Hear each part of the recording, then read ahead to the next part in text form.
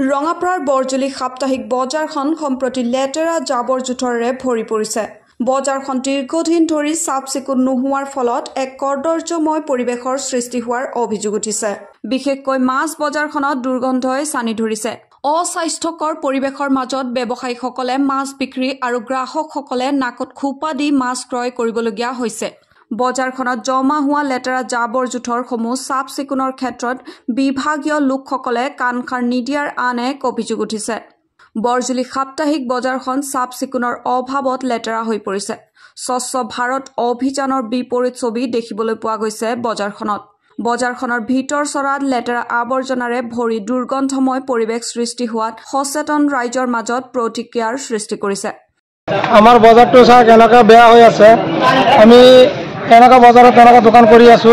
বজাৰটো আমাৰ ভাল কৰিব লাগে। তো বজাৰ একদম বেয়া হৈ আছে।